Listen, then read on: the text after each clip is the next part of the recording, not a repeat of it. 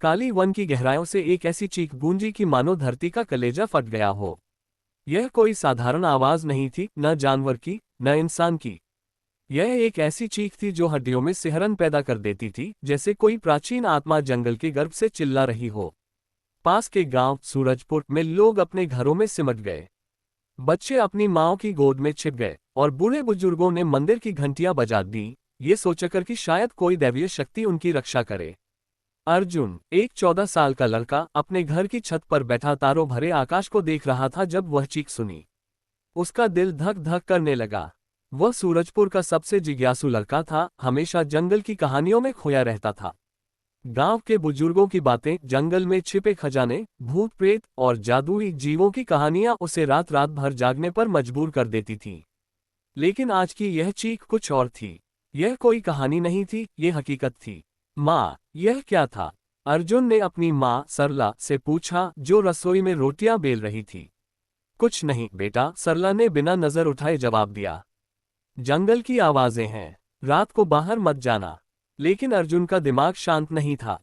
उसने अपनी पुरानी साइकिल उठाए और गांव के चौक की ओर चल पड़ा, जहां लोग इकट्ठा हो रहे थे। वहां गांव का मुखिया रामू काका सभी को शांत करने की कोशिश कर रहा था। डरने की कोई बात नहीं, रामू काका ने जोर से कहा। शायद कोई जानवर होगा, हम सुबह जंगल में जाकर देखेंगे। यह कोई जानवर नहीं था। एक बूढ़ी औरत अम्मा जी चिल्लाए। ये काली वन की आत्मा थी। उसने मेरे दादाजी को भी डराया था और अब वह वापस आए है। अर्जुन की आंखें चमक उठीं। आत्मा, जंगल का रहस्य, वह और जानना चाहता था। तभी उसकी नजर एक अजीब सी लड़की पर पड़ी, जो भीड़ के किनारे खड़ी थी। वह गांव की नहीं थी। उसकी त्वचा सूरज से तपी हुई थी और उसके कंधे पर एक रंग बिरंगा तोता बैठा था। लड़की की आंखें जंगल की ओर देख रही थीं, मानो वह उस चीख का जवाब ढूंढ रही हो। तू कौन है? अर्जुन ने हिम्मत जुटाकर पूछा। लड़की ने उसकी ओर देखा। उसकी आंखों में एक अजीब सी चमक थी। मैं मीरा हूं, उसने कहा। काली वन की जनजाति से। और यह मिट्ठू है, उसने अपने तोते की ओर इशारा किया। मिट्ठू ने अपनी गर्दन झुकाए और बोला, खतरा, खतरा। अर्जुन हक्का बक्का रह गया। यह तोता बोलता है। यह कोई साधारण तोता नहीं है, मीरा ने मुस्कुराते हुए कहा। यह जंगल का रखवाला है। और वह चीख, यह कोई सामान्य बात नहीं है। काली वन में कुछ गड़बड़ है। अर्जुन का मन उत्साह से भर गया। मैं भी जंगल जाऊंगा, मुझे पता लगाना है कि यह चीख क्या है। मीरा ने उसे घूरा। जंगल तुम्हारे जैसे बच्चों के लिए नहीं है। वहां खतरे हैं, जंगली जानवर, जहरीली लताएं और कुछ ऐसा जो इंसानों से परे है। मैं डरता नहीं, अर्जुन ने जिद की। तभी भीड़ में से एक बूढ़ा व्यक्ति आगे आया।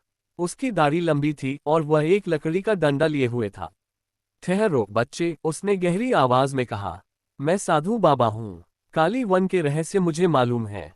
ये चीख कोई नई बात नहीं है। यह उस प्राचीन शाप की आवाज है जो सैकड़ों साल पहले जंगल पर पड़ा था। अर्जुन और मीरा ने एक दूसरे को देखा। मिट्ठू ने फिर चिल्लाया, शाप, शाप, कैसा शाप? अर्जुन ने पूछा। साधु बाबा ने गहरी सांस ली।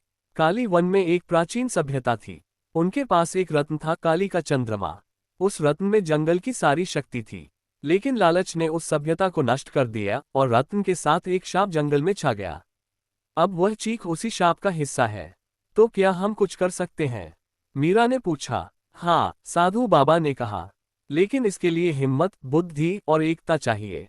क्या तुम तैयार हो? अर्जुन ने मीरा की ओर देखा। मीरा ने मिट्ठू को सहलाया और फिर दोनों ने एक साथ सिर हिलाया। हम तैयार हैं, अर्जुन ने कहा। साधु बाबा ने मुस्कुराते हुए कहा, तो फिर सुबह होते ही हम काली वन की ओर चलेंगे। लेकिन सावधान, जंगल की चीख सिर्फ शुरुआत है। उस रात अर्जुन अपने बिस्तर पर लेटा, लेकिन उसकी आंखों में नींद नहीं थी। जंगल की चीख उसके कानों में गूंज रही थी और उसके दिल में एक नया रोमांच जन्म ले रहा था।